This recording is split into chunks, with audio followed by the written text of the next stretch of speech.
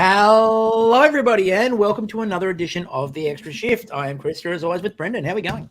Pretty good, pretty good. We finally have a cup winner after... We have several cup winners, by the way. Yeah. Congratulations to the Hershey Bears. Yeah. Because why would the NHL space this out? No, of course not. Why wouldn't we do this and have Yeah. the Hershey Bears win the AHL and then obviously have the Stanley Cup Final on the same day? Who wants to go see more hockey? Totally fine. But look, congratulations. That's look, we'll talk about the cup final pretty soon. But it is episode 209. So welcome everyone. We were plugging our way through. We were, all this week talking about like, all right, are you good to record tonight if the cup's, like we were basically just after every game, like, okay, is this going to be it? Is this going to be it? Is this going to be it? We had this lined up and then lined up and then lined up and then lined up. Couldn't ask for a better, like series in terms of like making it to 7. You very rarely see. I can't remember the last time we had 7 games in the Stanley Cup Final.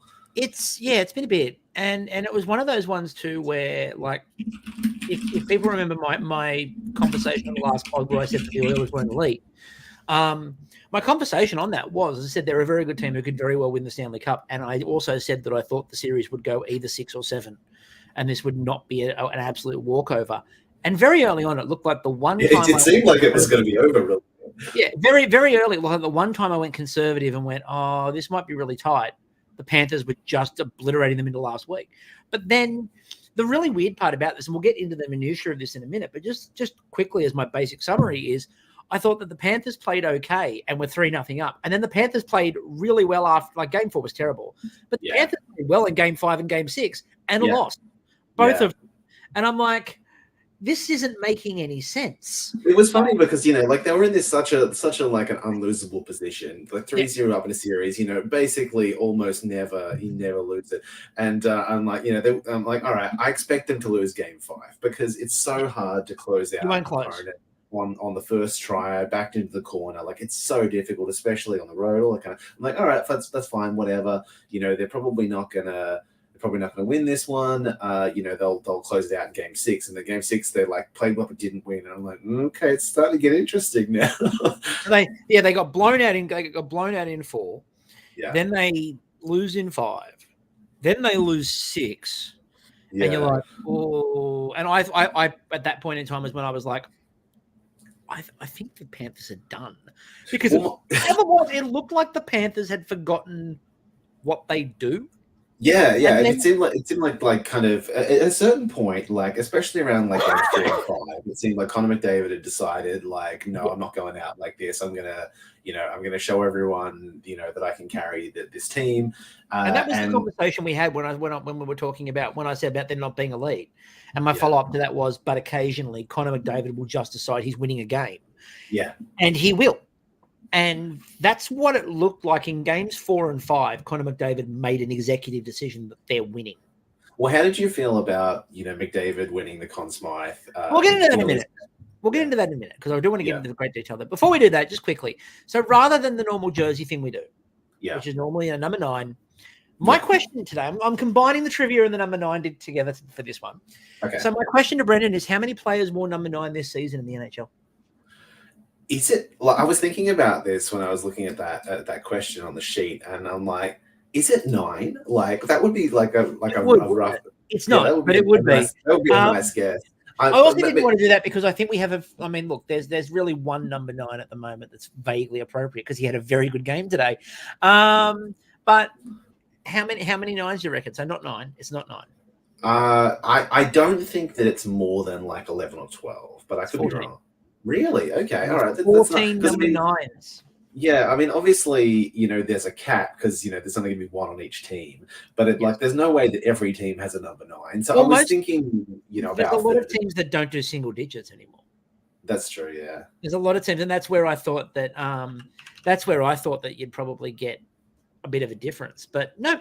So yeah. And I mean, look, I was like, I thought about doing the whole, looking up and doing the notable 9s, and then I'm like, well, again, there's one worth talking about today because, again, played incredibly well and had a very big bearing on the outcome of the series. Look, let's get into the series a bit more. So Quickly before that, I have a question as well. I just looked at because I was curious. I like just while we were looking at that, I was curious when we talked about like when was the last Stanley Cup final that went to 7 games. Do you know when that was? It was actually relatively recently. It was much more recently than I was expecting. Hang on. Didn't Boston St. Louis go 7?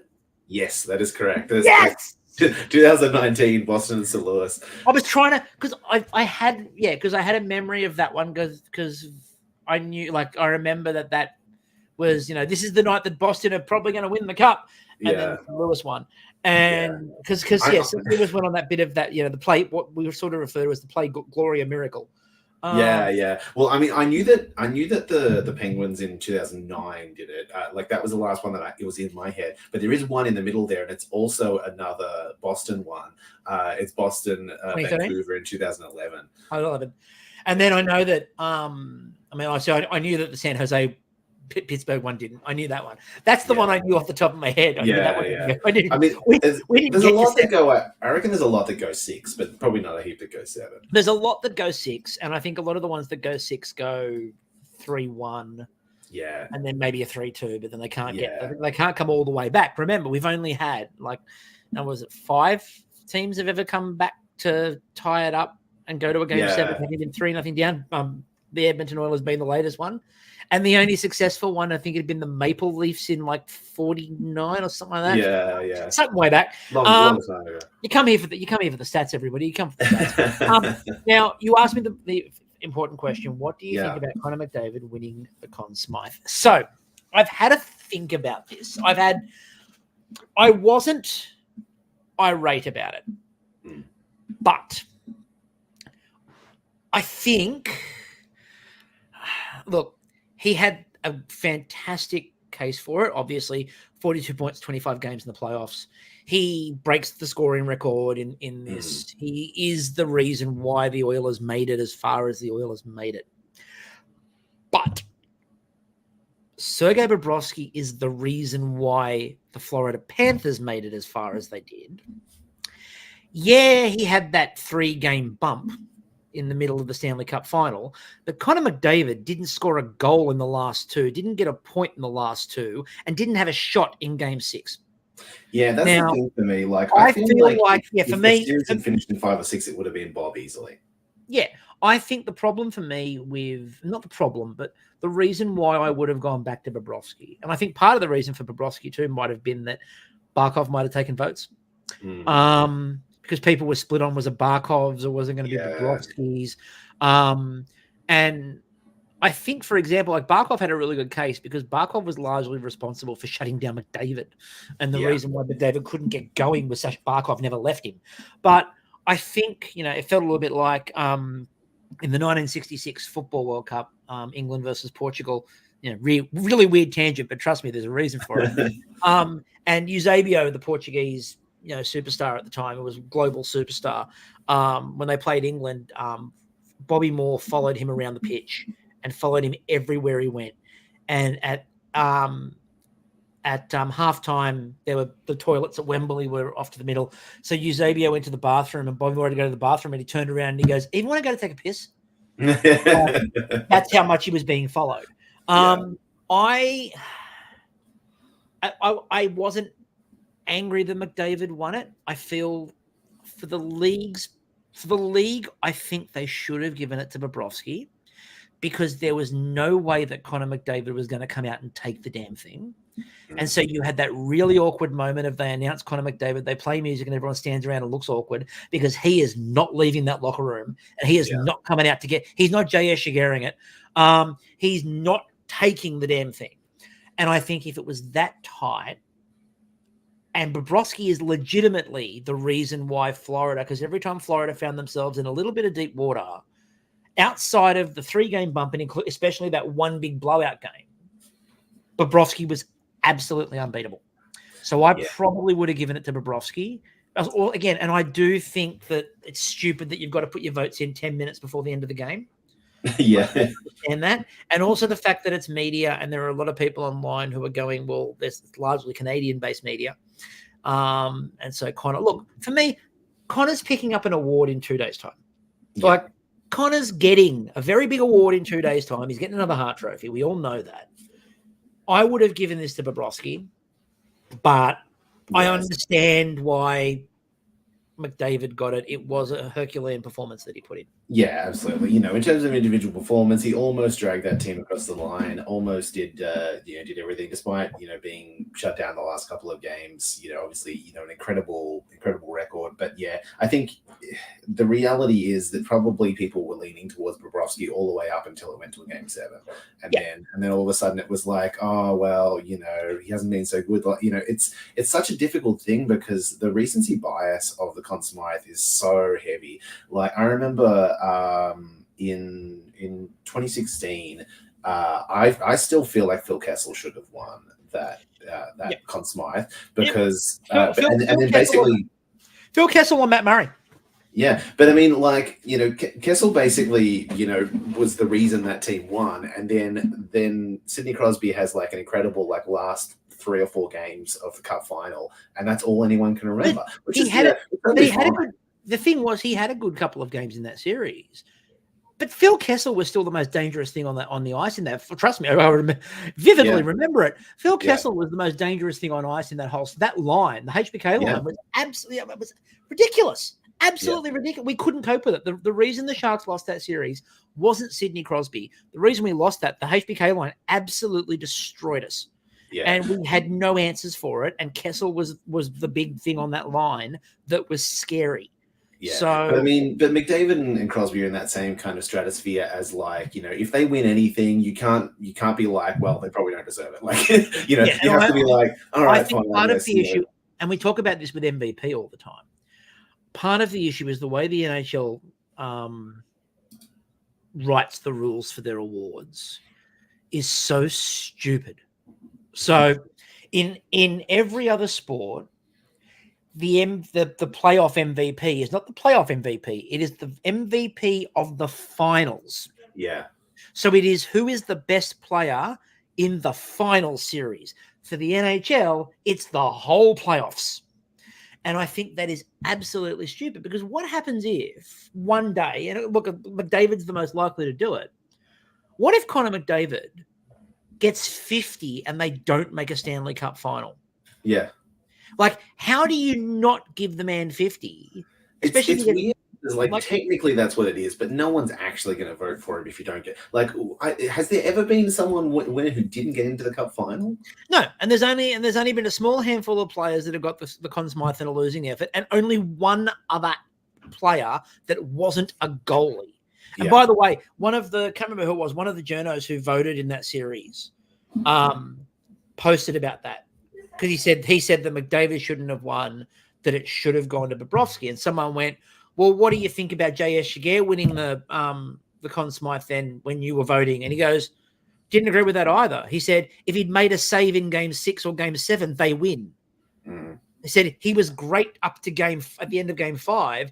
He was terrible. His goals against average and save percentage in game 6 and game 7 for Anaheim was atrocious.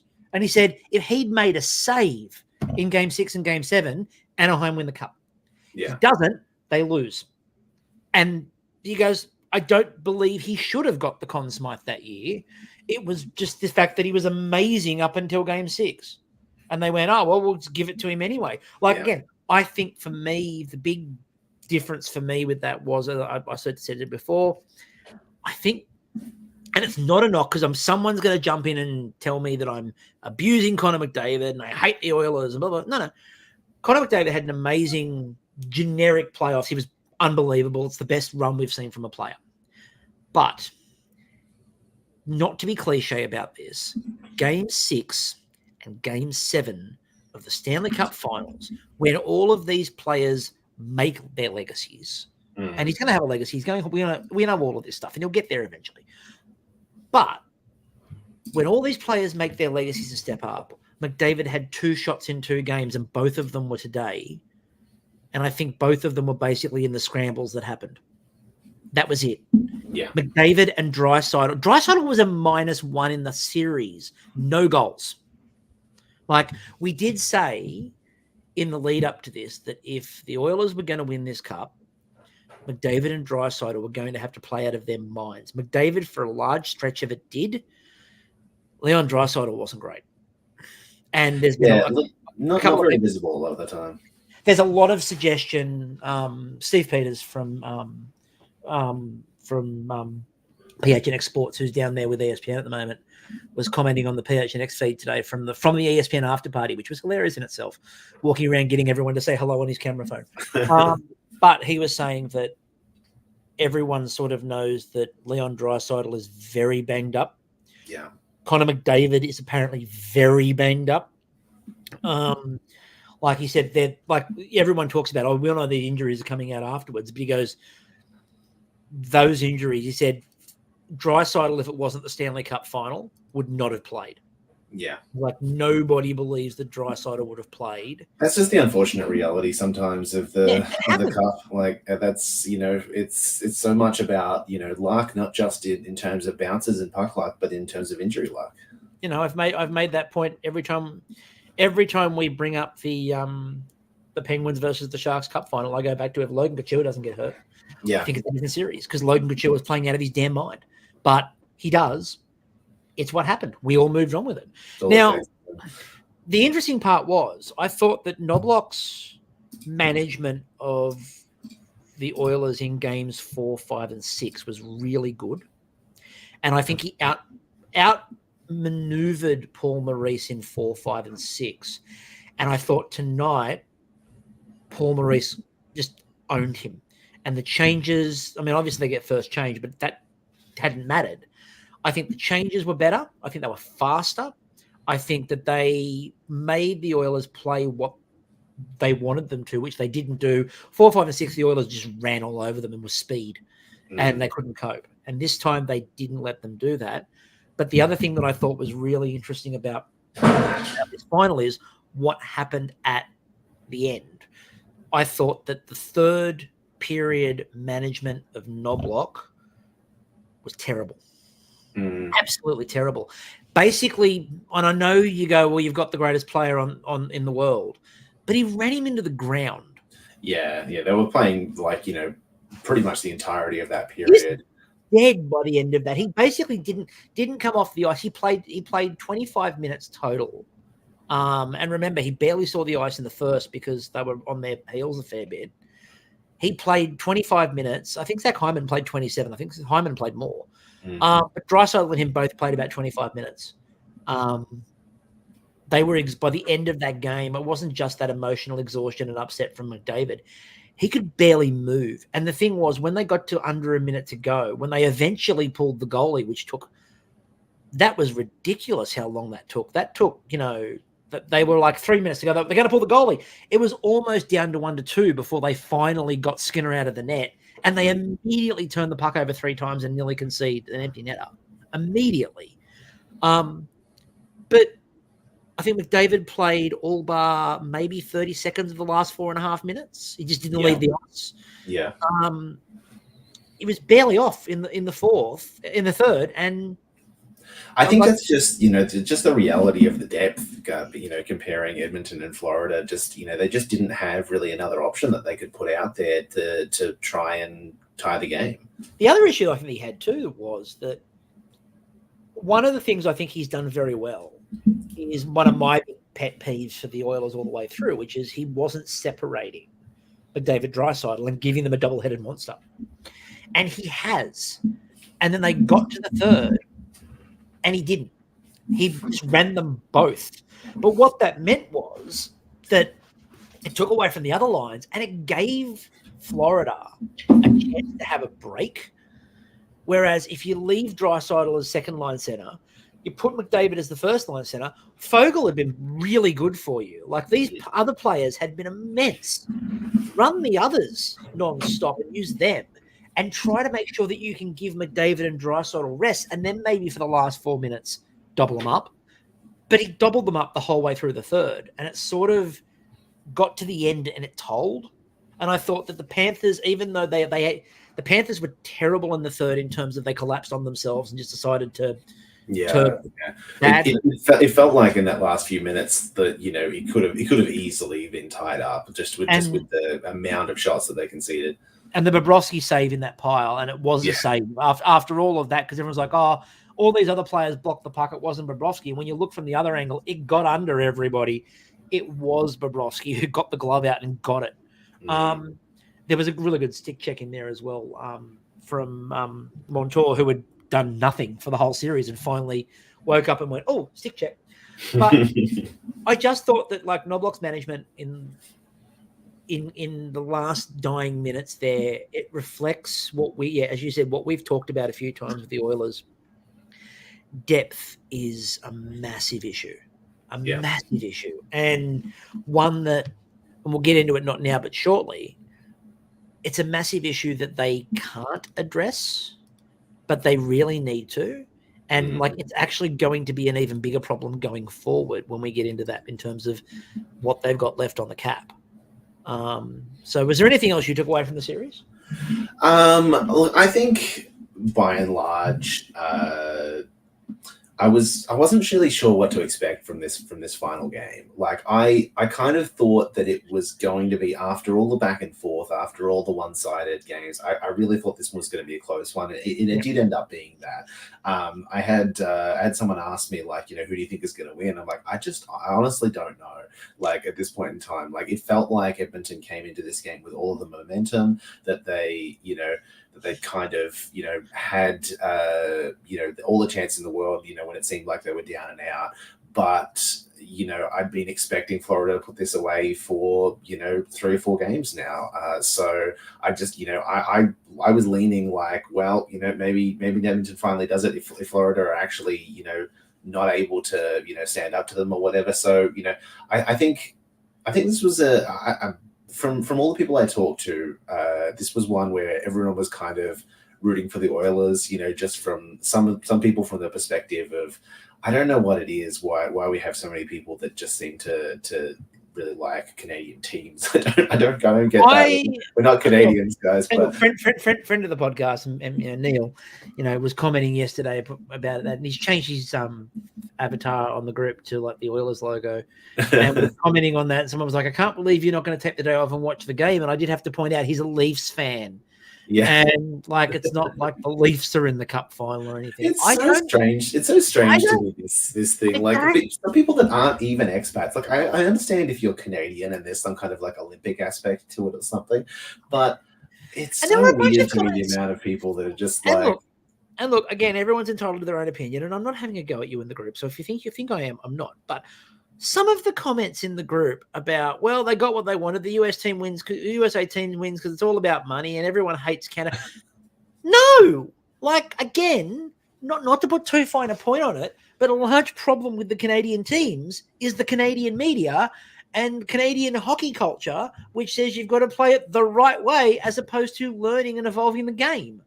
And like, there's a large problem in building depth. Because we've got to have this tough guy and this tough guy and this tough guy, and who cares if they can play a puck? We just have to have this tough guy and this tough guy. And if you look at when I said last podcast that Florida is about as close to the perfect team as an elite team as we've got, they demonstrated it across most of this series. Statistically, by the way, for anyone going, oh, the Oilers were just unlucky. Statistically, in every category, the Panthers won the series. Yeah, like the Panthers won the series in every single statistical category you want to bring up. They won the series. They were the better team across the series, but they don't look flashy. That's, I think, the big thing. The Oilers look flashy, but at times they can look flashy and not dangerous, if that makes sense. Like after the first 2 minutes of the game this morning, I was incredibly comfortable with the idea that Florida were winning it. Because the way that Florida came out and went, they're back to this. They're going to staple the players to the boards. They're going to hit hard. They're not going to let the Oilers get a 2-step jump on them. And if you look at it, just a puzzle, just a machine. And if you look at it, the only time in the game that they did let the Oilers get a jump on them, the Oilers broke away and scored. And that was what they were hoping for. And it was the only time that the Oilers realistically slipped through and got away. and it didn't happen again. And when they showed at second intermission, they showed the footage of Barkov and then all the other players and how they were defending McDavid. And I thought it was really interesting. So every time McDavid burst forward, one man was on him, so he'd skate back in, and there would be a second player that would come in and squeeze. So you'd push him, you'd have the one guy who'd sort of try to send him towards the boards, and a second one who would then sweep in around and push him right in against them. So he had nowhere to go. And they just kept funneling him out and two-manning him to the boards. And the Oilers just didn't give him enough support when he was trying to break forward. And the more you frustrate the Oilers, the more McDavid and Draisaitl feel like they have to do everything. And if that's not working, you start to see the gaps. Yeah. And I thought, outside of not, but if the Panthers had remembered how to clear a zone in the third, they probably would have scored 2 or 3 more. They came close a couple of times to breaking completely. Yeah. And they just couldn't work it out to clear a puck. Yeah. In the end, for me, like it would have been nice to see McDavid win a cup. I really don't care about the Oilers as a team, but like, you know, there's that element of it that, you know, that Ovi had that, you know, like until you win a cup, there's this kind of stupid question around, you know, these elite players of like, oh, well, they never want to go, you know, like it's nice to just tick that off for players just so that everyone shuts the fuck up about it. But, you know, that for me would have been nice for McDavid, but I'm not super heartbroken about it. It's really nice to see that the Panthers, you know, win it. I think overall they were the better team through the playoffs, and they deserved it. They're well built. Now, before we'll come back to the Oilers in a minute, because I do want to come back to the Oilers because we've got a bit more to talk about with the Oilers. I am, however, going to start with something that I went back through the dim dark past. If you support a team that's a bit terrible and you want hope, may I present to you hope? Who remembers this? I remember this. This is fantastic. I went back and re-listened to the Dangle podcast with this today because I was like, I remember this. So in 2017, when they were trying to get people to renew their season tickets, if you remember, when no one was going to Florida Panthers games, they did the 30 days of giveaways, which was designed for anyone who renewed their season tickets. You would go into one draw every day for 30 days. And it's for people who are listening and not watching. For example, small things like dinner with a player, join the broadcasters on air. I think the dinner with a player was Dennis Mulligan from memory. Yeah. Yeah. An iPad, dinner for 2. They gave them trips to the Winter Classic, which they weren't playing in. Yeah. They got to sit in the Owners Club Lexus seats for a game, a helicopter ride to a Panthers game, trip to 2 to the Stanley Cup Finals. This was when Panthers tickets were like insanely cheap too. It was $600 for a season ticket. Yeah. They got one free 50-50 raffle entry for every single game of the season. And then it went all the way up to a 1-day contract with the team. Yeah. And a 2017-2018 road trip experience with the Panthers. It was so unbelievable what they were giving away. And this was because no one was renewing their season tickets and they were in trouble. This was around, again, this is also the Gerard Gallant's going to get a cab from the airport. Yeah. As I think Steve Dangle referred to it, the Battle of Sunrise, where it was the whole, was it going to be the computer boys or was it going to be the hard heads? The answer was it ended up being a hybrid, which it always ends up being a hybrid. But yeah, I was thinking about that today and I'm like, I need to go back and check that episode out again because I think that episode's, a really good reminder for those of us who support a team that may not be great at the moment. It can turn around, folks. Yeah, I had one of those. I had someone on Twitter made a Computer Boys T-shirt, and I did buy one, and I had it, but I think I wore it out at some point in time. I had a look for it recently because I'm like, if they win, I'll wear the Computer Boys T-shirt, but I don't think I have it anymore. Yeah, so we won't really go too much more into the Panthers apart from they're great. They've got a few interesting cap decisions to make. I think we're all agreed that Reinhardt's gone. Because unless he's taking league minimum, Like his contract, and we'll get into the free agents and stuff at the very end. But he is by far and away the hottest of the free agents now, and like he's got his cup, which means he can go to the pay window and go somewhere else now. He can St. Louis this for the rest of his career. He can go to the pay window and go $12 million contract in Buffalo somewhere. Or yeah, got my ring. I don't think he wants to go back to Buffalo, to be honest, but I don't think many people do. So let's go and talk instead about the Edmonton Oilers. Now, what I've brought up, thanks to Puckpedia, and we'll talk about Puckpedia shortly too. What I've brought up on screen for those who are listening is the Edmonton Oilers cap summary. Now, this was something that came up and I mentioned to a few Oilers fans during the Stanley Cup Final. This Oilers team needed to win this cup because next year they're in massive trouble. Massive trouble. So they currently have a projected cap hit, and this is adjusted. This is not, but they've got to take players off the books. This is with the players off the books. $77 million. They've got $10 million in cap space. They have 14 active players signed, which is the least amount of any NHL team. The least amount of any NHL team. They also have no first-round pick, 1 second, and no thirds. So they've got nothing in the cupboard. They've burnt that out.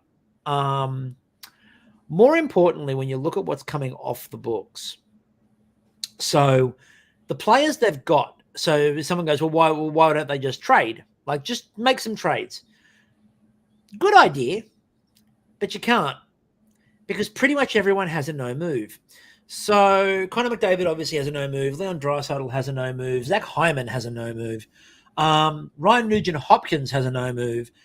Evander Kane at the moment has a no move. It then becomes a team list, of 10 teams or whatever, I think next year, not this year, next year. So the only ones of the forward line that they can actually move are Ryan McLeod or Derek Ryan. That's it.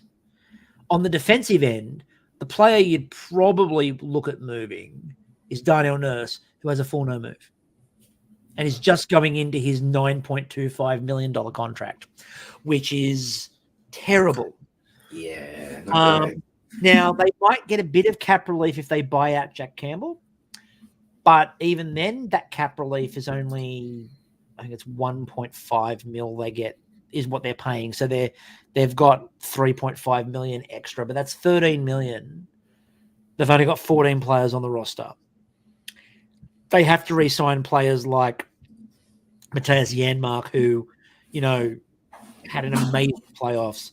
Warren Fogle, Adam Henrique, Connor Brown, Sam Gagner if they want to. Corey Perry will re-sign for league minimum because it's him. Or you'll find another team to lose a cup on. Yeah, but this is the thing, is they're really jammed. They're very jammed. To give the list I've brought up on screen now. Their UFAs are Adam Henrique, Corey Perry, Warren Fogle, Matthias Janmark, Sam Carrick, Connor Brown, Adam Erne, Sam Gagner, Troy Stetcher, and Vinny Diharnay on defense, which is much of a muchness. Calvin Pickard, which is much of a muchness. Dylan Holloway and Philip Broberg are their RFAs. That's a lot to re-sign with 10, maybe 13 million. And that's also assuming that you're going to ride your current goaltender as the starter. You're going to ride Skinner as the starter. Because while Skinner had a bit of a bounce back, he's not been good across the whole season. He wasn't good for a large percentage of these playoffs. He got dumped in these playoffs, if you remember correctly. He was only put back in because Picker got hurt. Yeah. And so they brought him back in. I think that the Oilers have got a really, and I don't know who's doing it either, because all the conversation is, will Ken Holland come back? Or is Ken Holland going to go? I feel like Holland's going to go. Because how do you do this rebuild? Yeah, it's a tough one. Unless they get real creative with this, they're probably looking at signing a bunch of guys for league minimum, and then hopefully, saving a little bit of money towards the trade deadline and trying to load up again. But otherwise, that all of that bit of depth that they got that managed to get them there is pretty much walking out the door now. The biggest problem for me as well is that, and again, it's not just because I hate the guy with a fiery passion, and I'm so pleased he didn't get his name on the cup, but Evander Kane's contract, he was benched. Like, that Kane contract is a problem, and they can't get rid of it. And let's face it, if you're looking for a guy to do you a solid, Evander Kane's probably not high on the list of people that are going to do you a solid. He's very much unlikely to go, I'll take one for the team and go somewhere else. He's likely to be the guy sitting there going, no, I think you'll find you can't move me. Try it, because you can't move me. And so I think that it's a really delicate operation that the Oilers have to try to work out here, and especially in a year where the cap still is going up. Not massively, but it's going up, and player agents are going to ask for a lot more money. So is everyone taking league minimum to go play in Edmonton? Like, I can't imagine the PA would be happy with that. Like, I think if everyone decided they wanted to take league minimum to go to Edmonton, I think the NHL PA would have a massive issue. I know the agents would definitely have a problem with it because, they're getting a cut of whatever the player gets. So I don't quite know how Edmonton goes about this. I think it's trickier than everyone thinks. Yeah, it's unfortunate. It could be a step back before a step forward again, and it's a tough time for that to happen, given that there's 2 more years of McDavid's contract and 1 more year of Draisaitl's. Draisaitl can resign now, so I'm curious to see how. And the Draisaitl one is the next big interesting thing they've got to work out. What happens there? Because Draisaitl's going to ask for close to McDavid, if not the same. I don't think he'd ask the same, but he might ask for just a hair under. And he's worth it. But it's really funny. In 2 players, the Oilers could find themselves in a situation similar to like Toronto with 4. Yeah. You've got that much cap tied up in those 2, and you don't have the pieces to put around them to move them on. And again, like at the moment, I think I looked it up the other day. Their second highest cap hit at the moment is Darnell Nurse, because Draisaitl's still on that other contract. So at the moment, McDavid is the highest cap hit and Darnell Nurse is the second highest cap hit. Now that's going to shift. But I would expect him to get more than Nurse. But that means that Darnell Nurse at 9.25 is your third highest cap hit. Yeah, that's not a good. And that Darnell Nurse contract is looking really horrible every day. It looked bad at the time. Yeah, but it's looking worse now. They didn't need to give it to him either. That's the stupid part. Yeah. Like, people weren't banging down the doors. You could have got away with offering Nurse significantly less. Yeah. And in a minute, we'll look at some of the other contracts that have been offered out. And players did get less. For anyone wondering with Florida, by the way, Florida do have 14, the same as Edmonton, but they've got 68 million in cap. They've got 19 million in projected space. They've also won the cup, so it doesn't really matter. And they're going to, they will lose, Reinhardt will be out the door, and they were prepared for that. I don't think Florida have many concerns about anything right now. I think they're fine with that. I think they're great with that. I saw a really cool photo of the celebrations, and it was just someone going with a caption of, "I promise you, I'm just going out for one drink," and it was the cup tipped upside down. I can't remember which player it was, but basically it was just nothing but beer just covering his face. Yeah. And I'm just like, the Panthers are feeling nothing right now. They don't feel a thing, except Bill Zito, who felt all of the emotions all day. And then was immediately went into, I've got 3 days and the draft. So that's a tough turnaround. They've got to go from here to Vegas, and the party's not going to end. There's going to be some very hungover looking GMs, I think, and front office staff on their table in Vegas. Did you hear Paul Maurice's speech as well? The His ESPN with Emily Kaplan was really good because Emily Kaplan just started to interview where they brought the cup over while he was doing that, and she just backed out and let him have the cup and let him do his thing, and then he gave the cup back and had a really good chat with Emily Kaplan. But the Kyle Bukauskas one, if you saw that one, No, I missed it. He said to him at the end, he goes, when you left Winnipeg, you were ready to go off and just become a fisherman and go fishing and stuff like that. And he looked down the barrel of the camera and he was like, this is fantastic. This is, they say it's never as good, but it's better. And it's better. He goes, my only thing that I have left is that I wish that the Winnipeg Jets get one of these. Straight down the barrel of the camera. And everyone's like, that's it. Look, it's a classic move. Man loved Winnipeg. Didn't want to go. But,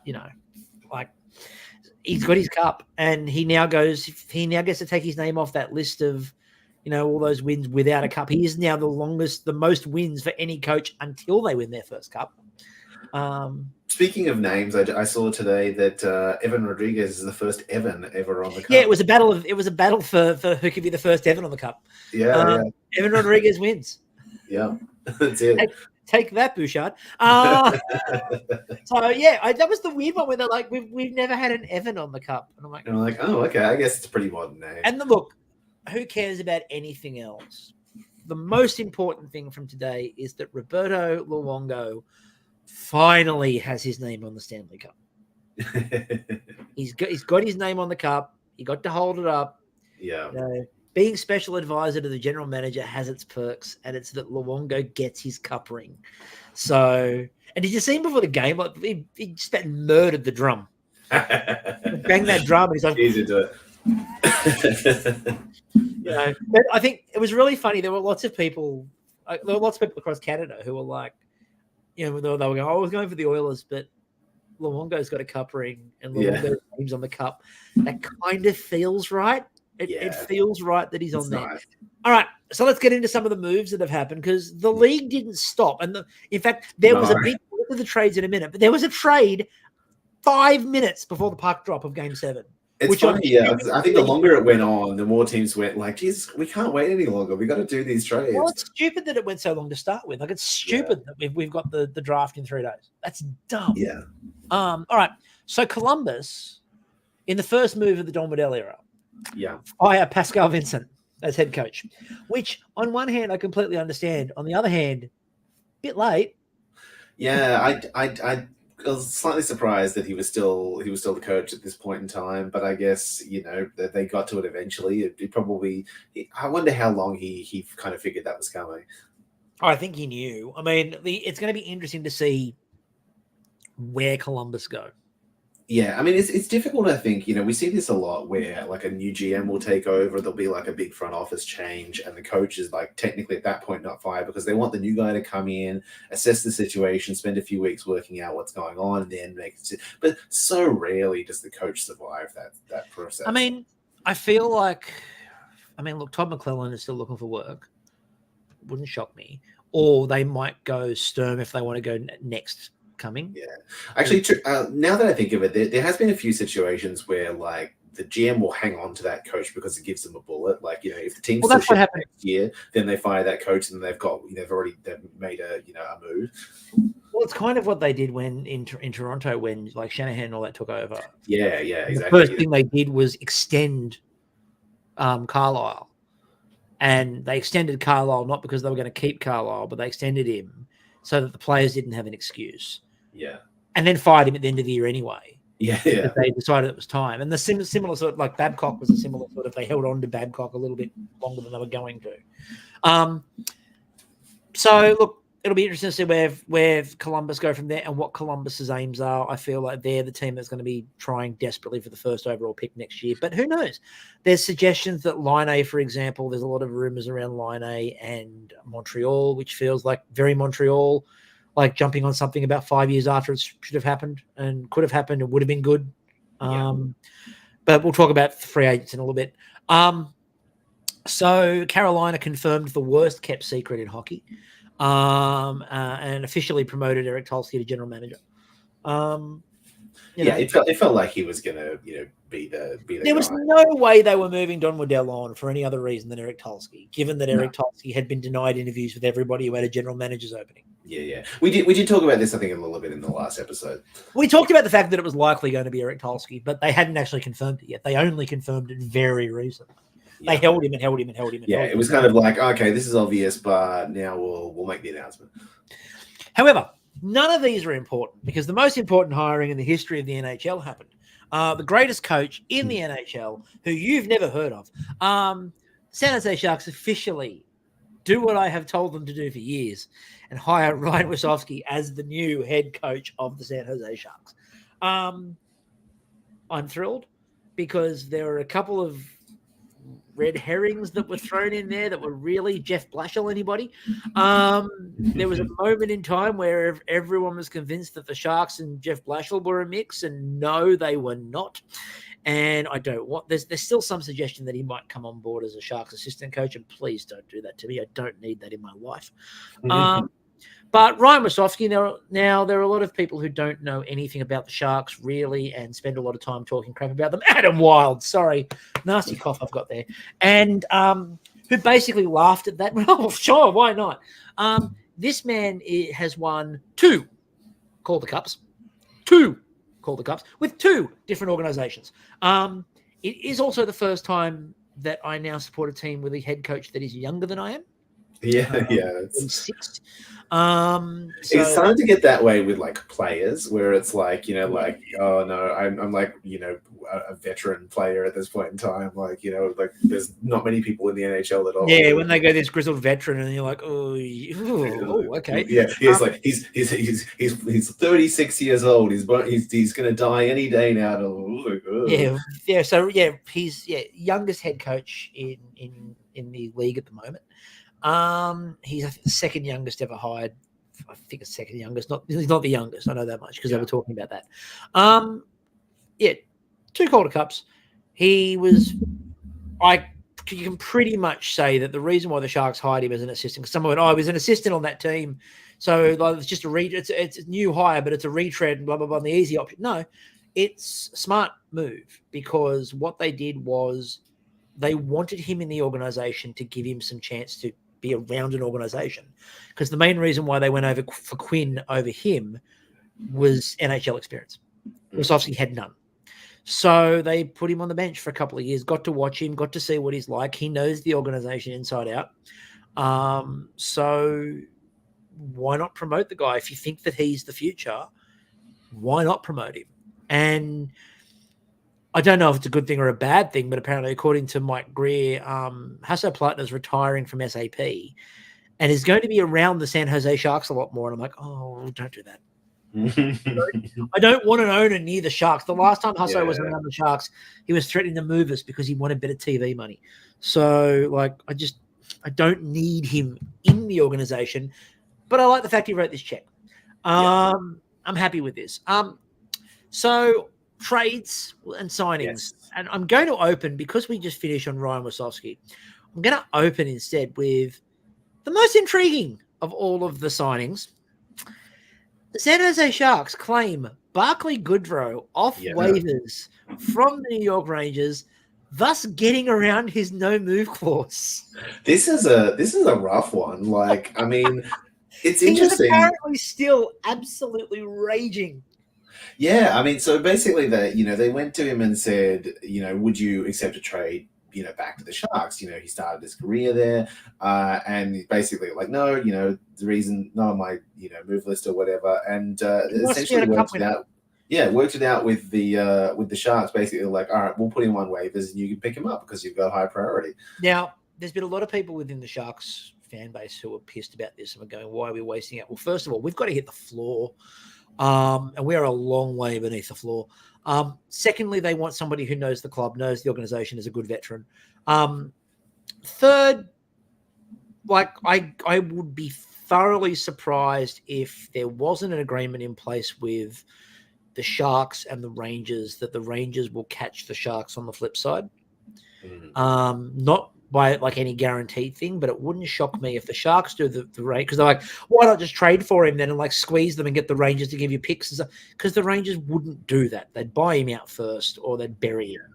So what the Sharks do in claiming you here is probably go, well, we'll scratch your back and we'll take him. But you're going to catch us at some point. I wouldn't be surprised if Mario Ferraro's a Ranger next year because, there's a lot of people talking about Mario Ferraro might get traded. That pick might be a nice little pick for the San Jose Sharks. That's my theory on it. But, look, I think Barclay Goodrow will eventually be okay. He'll be pissed, but I think he'll be okay.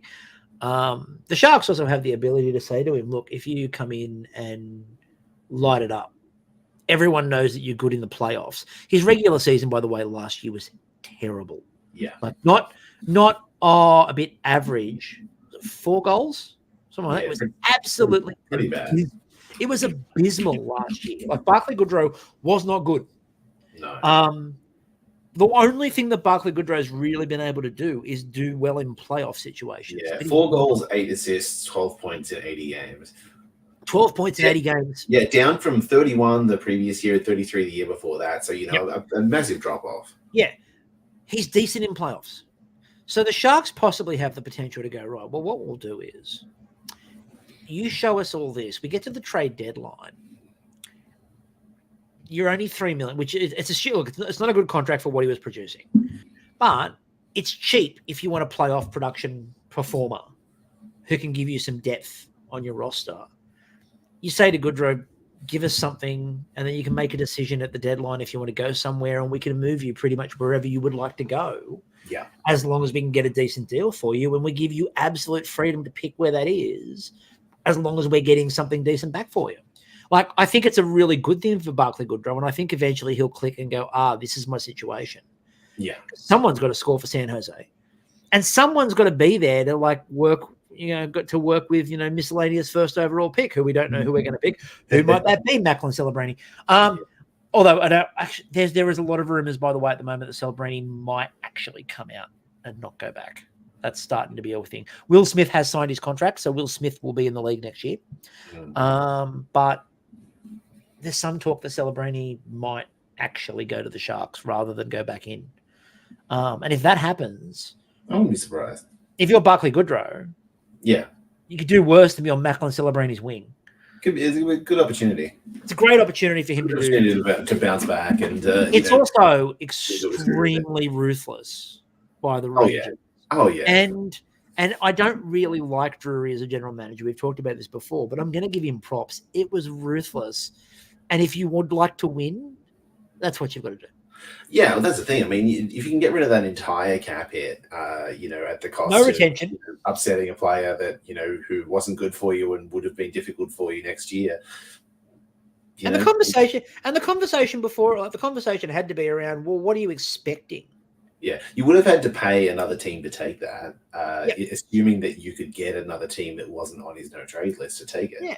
And there was someone going, oh, why didn't the Sharks do this or this? And then with the retention stuff, and the Sharks could have, flipped him with retention. It's like, we don't have any retention spots left. We've used them all. We've got one more year before the Burns one comes off the books. But we've got retention spots next year, and then we've still got 2 the year after because Carlson and Hurdle. So we can't retain, and we can't be a broker in deals. So we can't weaponize our cap space like a lot of people want us to, because we can't actually do that. So I have no problem with taking on Barclay Goodrow's cap hit to get us towards the floor. Other trades and signings. New Jersey get Jacob Markstrom with 1.875 retained from Calgary for Kevin Ball and a conditional 2025 first. The condition is top 10 protected. That's really good work by New Jersey. Yeah, there's some interesting moves around goalies. Obviously New Jersey struggled this year, with consistent goaltending, and Markstrom has had some challenges in the last year or two. But I think that he could be a good answer for them if he can stabilize and be that. It's not a particularly expensive. Pick up for them, and definitely worth a try to if with Markstrom and Allen there, that's probably a pretty stable, hopefully it's a good goalie tandem. Yeah, that's it. It's a great goalie tandem. In what is one of the funniest of all the trades, the Washington Capitals acquire Pierre-Luc Dubois 1-for-1 for Darcy Kemper. How the mighty have fallen. Now, there was a suggestion, and we'll talk about Cap Friendly a little bit too, but the suggestion was the reason they bought Cap Friendly was that people can't really go down and find out how much a buyout would be. I look, this is not to put too fine a point on it. This is Pierre-Luc Dubois' fault. He was great. If you look at his production, if you actually look at his numbers, his production early career was great. His production's not been as consistently good as you'd like it to be. And he's caused problems everywhere he's gone. Like, he's spent years telling everyone he wants to end up in Montreal, and Montreal don't particularly seem desperate to get him. And then he made a big song and dance about Montreal or nothing, and then went and took a contract with the Kings. And then just kind of half-assed it after that. And then he really didn't do anything there, and he was actually a problem in the playoffs. He wasn't good. He was a problem. And the Kings, who have moved a lot of good contracts off their books to get Dubois, finally undo it with a decent piece of work. And funnily enough, Darcy Kemper, who was there at one point, is back. Kemper wasn't great. No, Kemper lost the starting job to Charlie Lindgren. You know, it is what it is. I think, you know, LA is traditionally a fairly favorable environment for goalies. I could see them, you know, finding a way to turning that around and having a, you know, kind of a good few years remaining on his contract. We'll see. I mean, I think that they're happy to just get out from underneath the Dubois contract. Like, if nothing else, well, they win. Even if Kemper is bad for them, it's better to have, you know, 3 years of Kemper at 5.25 than, what is it, 7 years left of 8.5 for PLD. Yeah. You know, like, I think that, you know, that saves them, you know, a significant cap hit in general. You know, maybe they can, you know, turn you know, Kemper's you know, career back around at this point, turn him back into a starter, and you know, he'll probably be okay. I think the chances are much higher that they turn Darcy Kemper back into a really good starter than Washington turning PLD into a top line center.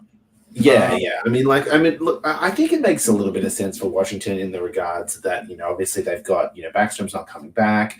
They've, you know, they've lost, you know, Kuznetsov now. They, you know, they had a pretty big hole in their center depth. You know, I think at one point in time they were, you know, running someone like Alexei Protas or Strome. Well, Strome was center for. Yeah. Strome was the center for Ovechkin for a large percentage of the year. So, I mean, for PLD, at least he's got Ovechkin on a wing. Unfortunately for Ovechkin, he's got PLD as his center. Yeah, I mean, look, and this is, you know, obviously 38-year-old Ovechkin at this point in time. So, you know, look, I'll be interested to see, you know, if this just kind of turns Washington more into a team of retirement home contracts, or whether or not he can, you know, actually kind of make the best of the situation. I'm expecting somewhat of a bounce back for PLD, not to maybe the, you know, potential that people kind of had expectations for him, but you know, I think he'll probably be reasonable in it. You know, I don't think he's going to be doing worse than Dylan Strome was in that role. Yeah, no, I think it might be serviceable, but I just feel like this is you hear about those players in the league that burn a lot of bridges, and PLD, I don't think, has any bridges left. On the plus side, though, I mean, look, he wants to find his way to Montreal eventually, and Montreal like signing players when things are well and truly past. So, like, he's one step closer. The one that broke this morning, 5 minutes before puck drop. Boston get Jonas Korpisalo with 25% retained, Mark Kostelik, and their own 2024 first-round pick, which has been around the block. It's picked number 25. For like 4 different players now. From Ottawa for Linus Ullmark. Now, goalie value has been absolutely destroyed so far in this offseason because the Korpisalo contract's not brilliant. Boston took the Korpisalo contract, and the first is kind of a balance up on that. So they kind of cancel each other out in my mind. So realistically, the deal is Mark Kostelik for Linus Ullmark. What? Yeah, It's an interesting one. Like, I mean, I think, I guess at some point in time, Boston had to do something with the goalie tandem. Maybe they didn't necessarily, Yeah, but you get given how more than successful that. it was. You know, they've got a significant amount of cap space. They could have kept them. It's not like they were forced into a cap situation where they had to move Allmark, but. I think that they wanted to make a decision, I guess, between the two, and they've decided they're going to pay Swayman, and he's going to be their goalie of the future. And I guess that's kind of it. Like, I guess that's the end of the the Allmark experiment. I think eventually Allmark was going to go to a team to be a guaranteed starter. I agree. I was surprised that it was Ottawa. I have no problem with the idea of trading one of the two of them. In fact, if you remember, I pitched, I think to you, I don't know if I pitched it on the pod, but I pitched it to you that wouldn't it be really interesting if Toronto were to turn around and go, hey, how much would you like? Yeah. Because Allmark there might be the move. Yeah, it's interesting because I think we've seen over the last few years, goalies just don't get much of a return. I think it's just too difficult a position. There's only 32 starter roles, with the exception of a few like that are more 1A, 1Bs and all that kind of stuff, which makes it really even less starter roles than that. There's just not that many teams that you can trade, a full contract starting goalie to. I mean, I agree with that to some extent, but surely if you tell teams that Linus Allmark might be available, yeah, you're going to get a better offer than that. Especially now at this point in the season with the draft coming up and, everyone with a bunch of holes to fill. And a goalie very much largely stole a Stanley Cup playoff run. Like, seriously. As much as that contract is not great, even though, yes, he won a cup and blah, blah, blah, blah, blah, but that Bobrovsky contract is not great. By the way, if I was targeting a team, I would be targeting Florida, and it would be how much, what's a Spencer Knight worth? Like that's where I'm targeting because I'm like, hey, how much for Knight? Because at some point he'd like to be a starter, and Bobrovsky's not moving out of his way. But I just, I understand that the moving Allmark. I don't have a problem with that. I'm baffled by what Boston got. Why did they take Korpisalo? They didn't. I imagine that they will try and move him at some point in time, but no one's taking it. Yeah, like he was abysmal. Yeah, it's not a great contract to take on, that's for sure. No, like it's really not good. So I don't get the logic from Boston's perspective. I understand the idea of moving Allmark out, but you could have done better. There's no rush to do it today, but they did 5 minutes before the Cup final. The signings. So there are a couple of decent signings. So Philip Hronek gets 8 by 725 in Vancouver, which is a really nice contract. I mean, it's a nice contract for him for sure. He was really kind of came into his own getting out of Detroit and into Vancouver, and kind of played his way into a big contract. I'm curious to see how it ages because he did kind of have a hot stretch for a period of time at the start of the year, which cooled off a little bit. I don't know whether or not this will look not amazing in a couple of years. I mean, it's a Vancouver contract, so... And yeah, I mean, that's to be expected with Vancouver, I guess. Yeah, you kind of just get used to the idea that their cap's not going to look absolutely fantastic. But, I mean, they've got this off-season, I mean, Elias Lindholm's there, Dakota Joshua's there. They're not going to re-sign Tyler Myers. They're not an idiot. They don't really have this year a massive pressing re-signing coming. No. So from that front, it's absolutely okay. Next year is going to be interesting because next year's Brock Besser. Yeah. That's going to be a fascinating year. Brock Besser's up next year. Who else is up? Anyone else different decently? Nah, that's about it. So look, they're in a better spot. Nils Hoglander's up. His RFA's up. Look, they're in a better spot than they were contract wise a while ago. But you still always worry they're going to put themselves into trouble. Kapokako 1 by 2.4 for the Rangers. Fine. That's fine. It's fine. Gives him another year to see what happens there. Alex Nedeljkovic gets 2 by 2.5 in Pittsburgh. Yeah, it's an interesting one. I don't know that it guarantees anything, is going to happen with the Jari contract or anything, but there was already some. Uh, I mean, I don't know that I would absolutely say that Nedeljkovic stole the starter role, but he definitely took a much bigger share of the starter role Yeah, towards the end of the season, and a lot more people, were kind of more comfortable with Ned. He did, turn around his career pretty significantly in Pittsburgh, and. And obviously, it's tricky to justify the Jari, cap hit, given that he kind of was basically demoted to a 1B position. I could absolutely see it kind of going back the other way. I don't think that this is an unwieldy cap hit to carry for the two goalies. Between the two of them, it's just under 8 million, which yeah. which is not amazing, but not the end of the world. So I don't think that that there's been some rumors like, oh, this means Jari's on the way out. I don't think that that's guaranteed. But I don't think that he's unmovable. If there was a team that was going to be like, well, we still need a starting goalie, I think he's available. Yeah, I think so too. I think with Dubas, I think pretty much everything's on the table. And Igor Chinnikov, 2 by 2.1 in Columbus. So decent re-signings there. So look, we're starting to get a lot of these moves. As Brendan said before, a lot of general managers went, the cup's going way longer than usual. We're just going to start. We don't really care. we got to do this. Also dropping today, because the cup didn't need to be the main focus, obviously. Craig Morgan of PHNX Sports, who, again, they do amazing work. Leah Merrill, friend of the show. Craig Morgan reported, and then I watched the follow-up today. Alex Morello has apparently internally confirmed to everybody that he will not be seeking any other sites in Arizona after the auction, which was scheduled, and that was the big thing that was going to be the land. The auction was cancelled.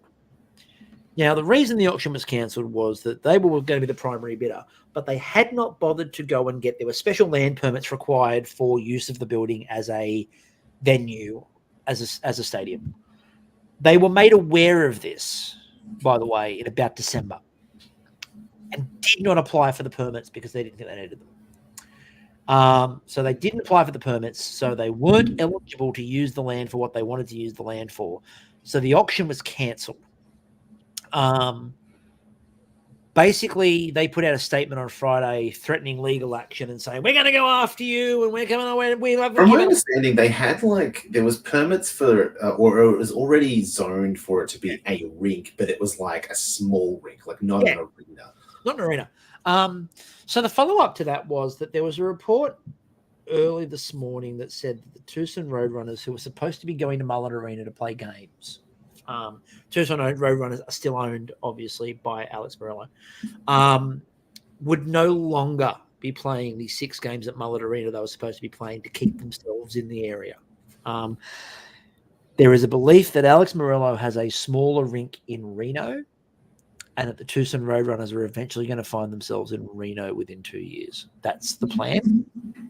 But Morello confirmed that he is no longer, now he hasn't told the league officially yet, but it's believed that's coming.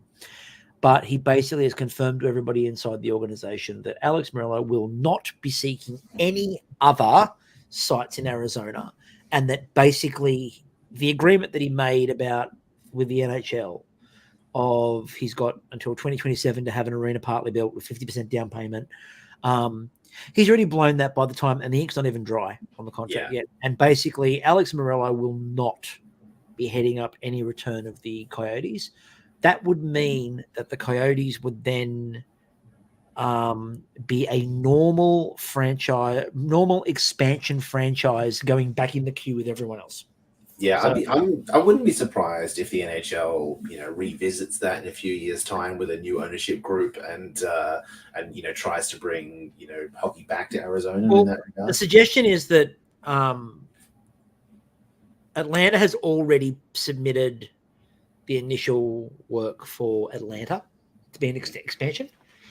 They've already have already started through the initial part of a process.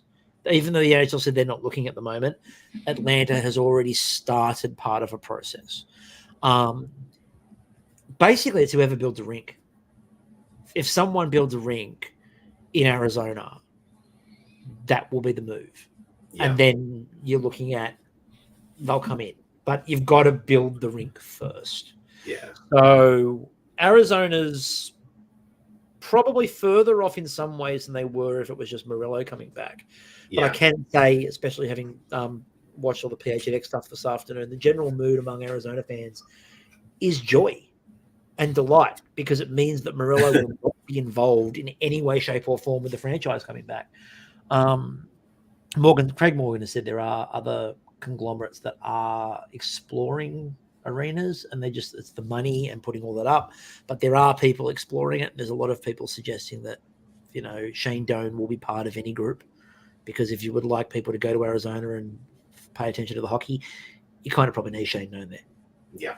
So, but good on Alex Morello for being as big a piece of crap as we thought he was. Now, Cap Friendly is almost no longer with us. The Washington Capitals bought it. A lot of people, when I posted that they thought that I was joking, that this was just clearly I'd fallen victim to a thing. And this is legit. Cap Friendly was bought by the Washington Capitals. Now, the Washington Capitals pointed out in their statement that the guys who run the site, they will be working for them, much like Tom Peroska of General Manager did the same thing for Vegas. But also that Cap Friendly runs a business suite for NHL teams with a bunch of extra advanced search stats and all sorts of bits and pieces. And that's why the Caps wanted Cap Friendly. Okay. Yeah, it's interesting. At first, it just kind of seemed like just a cruel, like, we're just going to get rid of this because everyone's already using it. Like, you hear about every year at the draft, everyone's laptop's got Cap Friendly open, like, amongst NHL teams. So it's a move in itself just to take that away from teams. They all, for the most part, I think most teams have their own, stuff, but so many teams were using Cap Friendly, using these publicly available resources as well as everything else. But it does make a little bit more sense that was also extra stuff as well as that they were wanting to lock down for themselves. It's interesting, from a team perspective. It's disappointing from a fan perspective and from a public perspective because we again lose another site that is so useful for NHL information in this regard, and it just kind of passes down the chain to the next one who will build it up for a few years, and we'll see in 2027 who Puckpedia sells to. Well, Puckpedia have already put out a statement which went they are not for sale. The guys who did Puckpedia, who they were with originally, it was offshoot of, I can't remember which one, but they're an offshoot of another site. One of the bigger sites.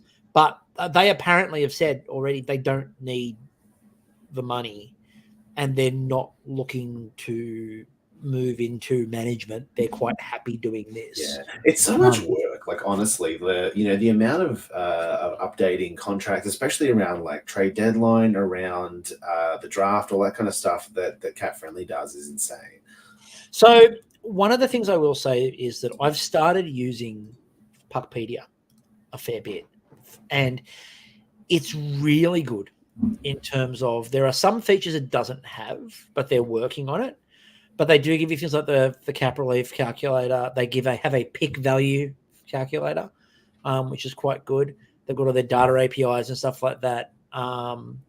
They also have all of the agents and the agencies linked. So you can see who's an agent for what player and how many of their players they've got coming up as well. Like, for example, something you'll probably be able to predict. Who has the highest total cap hit as an agent? As an agent? I'm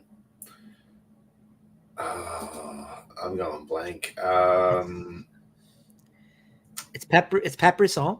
Yeah, okay. Pat Brisson, who has 57 players under contract in the league. His highest one of his cap hits is Sidney Crosby. He has 200 million as a total cap hit. And the total value of his contracts are $1.2 billion. Right. So you get so you can see how many people they represent.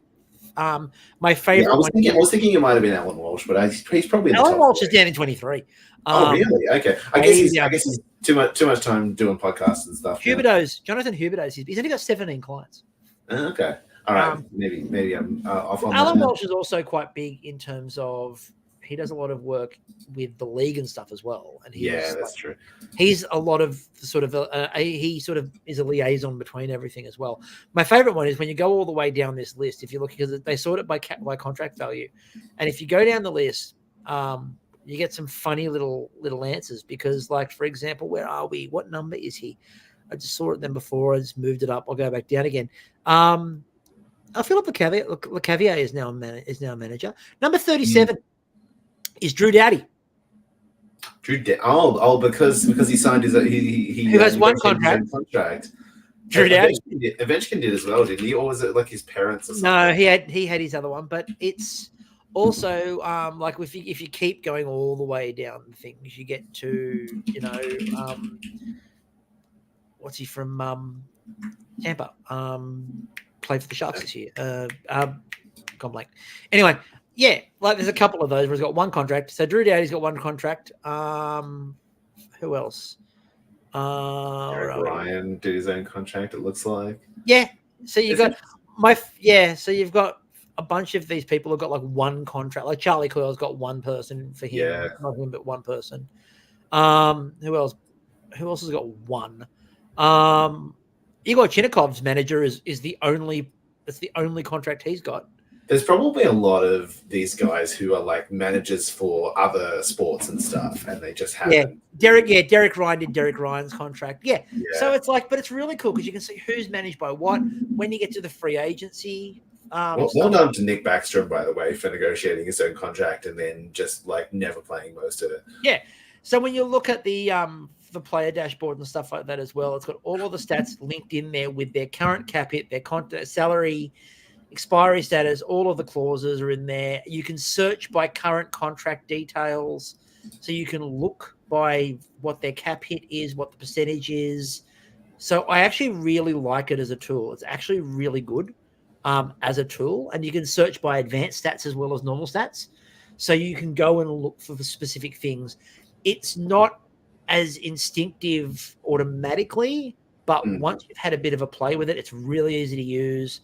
It separates into the UFAs and the RFAs. You can see the different bits and pieces. It's also got an average.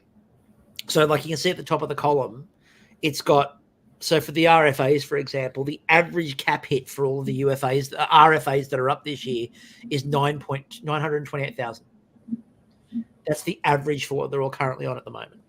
And you can see that for all the stats as well. So the average number of games played, the average number of all those. So you can break it down by segments.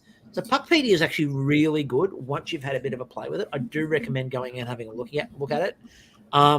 It's a fun little tool, and like I think if you want to know, it looks a lot better than the last time that I looked at it. To be honest, if you want to know in a couple of years, if you want to know, for example, like when contracts are coming up and free agents are coming up, and you want to know what their agents normally seem to ask for, see if there's a pattern there, you can bring up the agent, go and see if there's a pattern of their RFA negotiations and how those go. So, look, it's a really good little site, but Cap Friendly will be a big loss. Like, it's the automatic. You go to Cap Friendly, first of all. Yeah. And, some of the other little features and calculators. And Puckpedia have said they're looking to add all the time, so they're working on it. Last thing before we finish up. Now, the San Jose Sharks are on the clock. The draft is in 3 days' time. The awards are coming up. We don't really care about the awards. Tom McDavid will win. Yeah, most of them are done already anyway through the. Mark Messier's giving out his award to his friend. That's it. The draft is in 3 days, and free agency is in less than a week. Is there anything you're expecting that's going to be big, or are we expecting a Mana move to happen if it happens? That'd be interesting. I'm not expecting to see it at the draft. Something interesting, there's been a little bit of scuttlebutt around Patrick Laine moving. I think that could be interesting. With him, coming out of the assistance program, it doesn't sound like, he's wanting to return to Columbus. So that could be an interesting situation to see that that move eventuate. I think he could try and revitalize his career in a new situation. And I'm kind of looking forward to seeing kind of where some of those moves happen. But I don't know. It doesn't feel like a Mana thing is close, and they're probably not going to want to do it under the pressure of the upcoming draft. I would expect maybe it happens in the next few months. I think it will either happen before the draft, out of nowhere, or it happens in a couple of weeks' time once his contract bonus is paid. Yeah, I suspect it's more likely to happen after the contract bonus is paid. But it's going to be interesting to see. I think there'll be a lot of scuttlebutt between now and then. I think we're going to see a lot of deals done in the next 2 days. I think there are a lot of teams looking to clear some space. I think that we've got 2 at the top of the free agency market that I think are going to be in demand. One of them, we don't even know if he's coming back in terms of Stamkos. We don't know. Yeah. The other one just won a Stanley Cup and will probably be drunk. So, Jake Gensel, by the way, sounds like definitely not coming back to Pittsburgh. He sold his house in Pittsburgh to Brian Rust. Yeah, he's not coming back. Yeah, that's definitely not. I think it's going to be really. I think there will be some big trades between now and the draft. I don't think we're done with the big trades. I think there's going to be more. I wouldn't be surprised if Toronto tries to get themselves a goalie before the draft, because I think they just want to get that sorted and then work from there. I also, at the draft, I'm not expecting a huge amount at the draft. I am thinking that San Jose could possibly. I still wouldn't be surprised if San Jose jumped up with their second pick. But who knows? They might even fall back. Like I don't know if I'm convinced that San Jose will pick at 14. Yeah, I don't know if they will. They'll either go up to get someone, or they might even drop back for extra assets. Because they can. Like, they could drop back into the mid pack and get a first and a second, or a first and a third, and move back from 14 and be perfectly comfortable, because they've got what they want, so they've got the ability to shift around. But it'll be interesting in terms of coverage. I don't know if I'm doing draft or free agency. We'll do one of them. Don't know which that's going to be yet. That'll be something I'll have a bit of think about. I will let people know what's going on before then. It's just if it's I don't know if the draft's going to have enough about it. It might. We'll find out. Free agency recap, I think. I mean, we'll obviously do a free agency recap pod. Yeah. And I think free agency will be a bit more wild, because I think we will see some trades on free agency as well, because I think that'll just be a thing. So, anything else you'd like to add before we move on? No, I think that's it. We've had a long one, and I think congrats again to the Panthers, well earned, and looking forward to next season. Yep, looking forward to next season. We will, of course, be back with some recaps of free agency and draft. We will also have a ton of little bits and pieces coming up, the fun stuff in the off season. There's been a couple of very good hockey documentaries we're going to have a bit of a look at, I think. The Saving Sakic in particular is quite good. There's a couple of other ones there, plus a couple of other fun little bits and pieces that we'll do over the course of the off season. But that'll do us for now. And until next time, we'll catch you all later. See you.